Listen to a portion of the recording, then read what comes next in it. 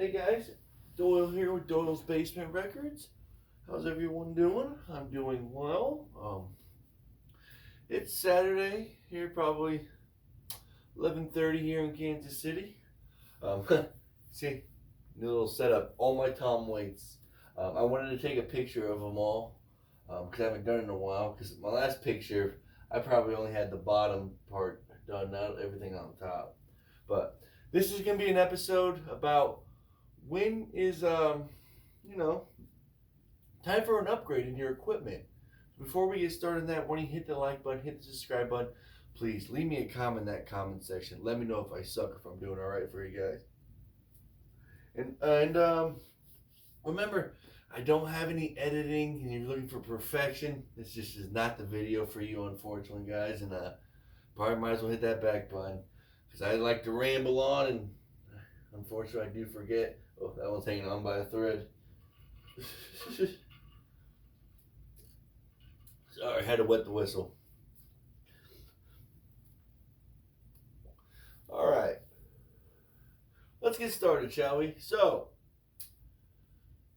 there will come a time once you get in the hobby long enough. There's gonna be time for upgrading. We all started with the, like the Crosley all-in-one setup. I know I did. Um, Especially when you're first starting out, you don't know if you're gonna enjoy the hobby or not. Like you might pick up a few records and it might fizzle out for you, or you can be just as cursed as I am. And then Exhibit A happens. um, but like I said, you just don't know. I always say, when it's time for an upgrade, it really depends on how many new LPs are you buying each week, or I should say every month. Let's do that. I say, man, if you're buying 15 to 30 LPs a week, or I mean a month, I apologize, 15 to 30 new LPs a month or more, and it's been that 16 to 20 plus months, almost almost a few years, and you still have either like a Crosley all set up, or even like one of those, which is better, like a little audio tech with the built-ins or the speakers on the side. Hey, that's a lot better than the one-in system. But man, I feel like you're spending that much money on. Let's face it, new records aren't cheap. I mean, you're spending at least for new LPs, anywhere between, if you're lucky on the lower ends of them, like 20 plus change. And then, man, some of these are getting up to $50.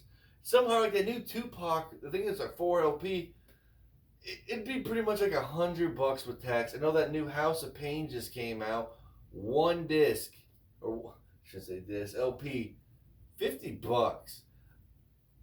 Thank God it was colored vinyl. I would have flipped if it was just your standard black. But my God, no. I mean, that's what's going to draw people out of the hobby, man. People are scared of that price. Like, man.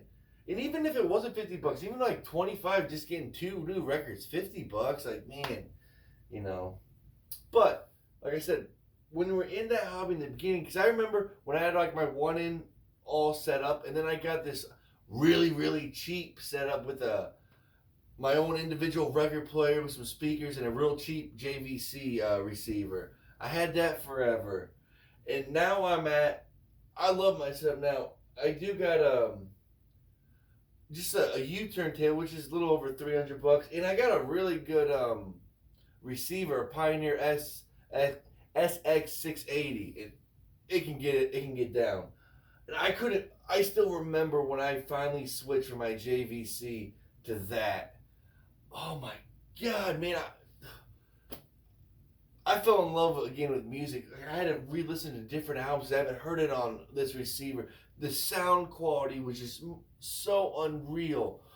Oh, and then let me get back to like the pricing. I understand because this was $300. This is about a $500 receiver, and my speakers are $300. So you do the math on that. So it's around $1,100 plus probably tax.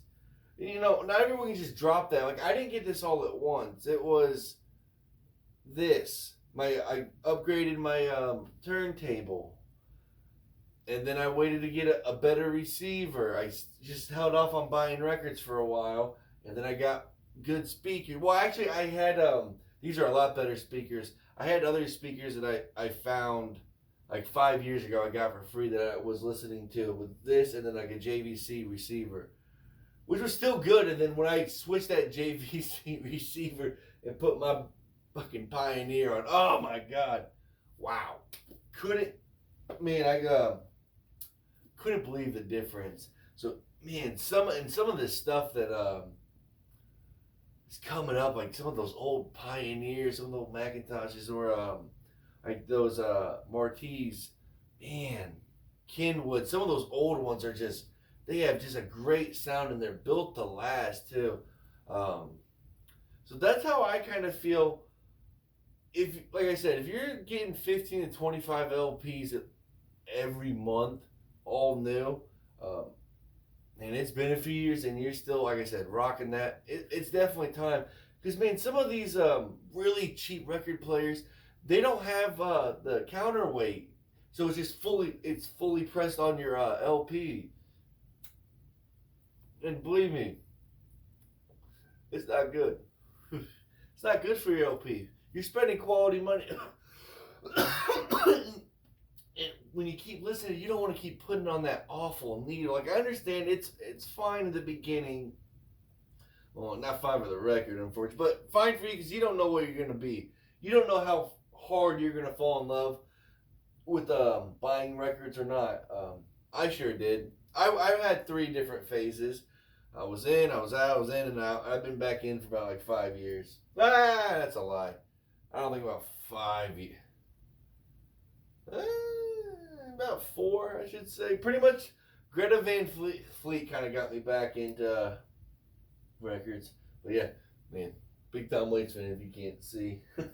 Oh man, but that's I kind of just wanted to talk about a little bit like when it was time for an upgrade, and I feel like that's like I said that's the main one. Depending how many records you're bringing home is it should that should answer it to you. You know how much money you're spending, and records aren't cheap, and you don't want to damage your records, man. This is like obviously like I mean it is a hobby for me, but also a lot of music I'm sentimental value to as well. Certain records I got handed to me. So I've had friends buy me some in different states, like different shops, in different states that were pretty popular record stores I've had. So, yeah, take care of it, man. Treat yourself. Like I said, take a few months off. Get a decent record player, and then slowly save up a little bit more. You know how much you can be able to spend, so you're gonna know exactly how long it would take you to get an upgrade on everything. Like I said, it's not all gonna come at once. It didn't for me. It definitely took time. I know, and everyone wants everything right now, right now. I know I do.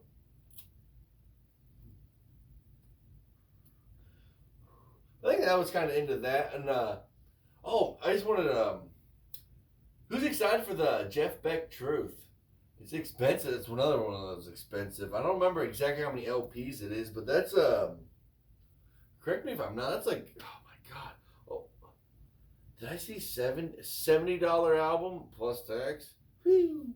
Um, I don't know if I'm gonna. I would like it. I am a Jeff Beck fan. He is probably the best guitar player I've ever seen. Play at least in person. Second probably be Buckethead, and then third would probably be was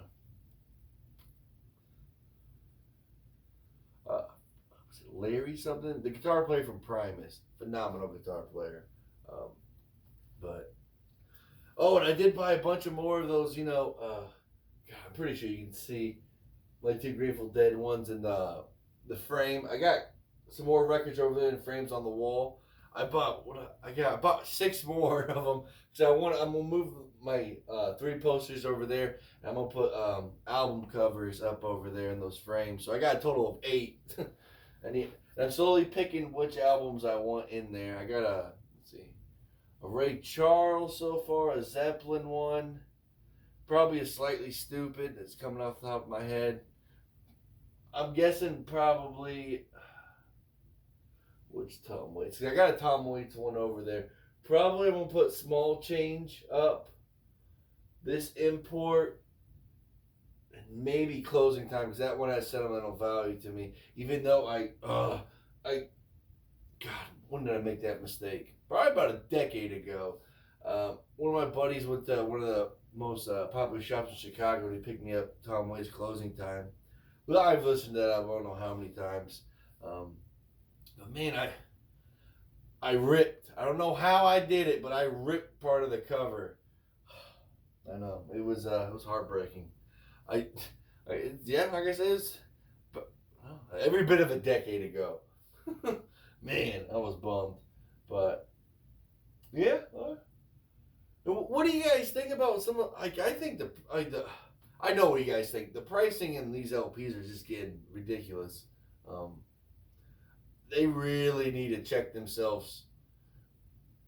They gotta stop jacking up these prices. I mean, we're not making. I'll do a video and showing you some of the most popular records that we sell, and I'll show you what the price is, what our distributor is, and sells it to us, and what we sell them for. Because they'll on their site they'll show you like, let's say you buy this one record, you get it for 1748, and then they'll say sell it for 2340 something. I will do a whole episode on that on about like 20 records that are really popular, show the price ranges of what a store makes. But I think that's gonna be it for this episode, guys.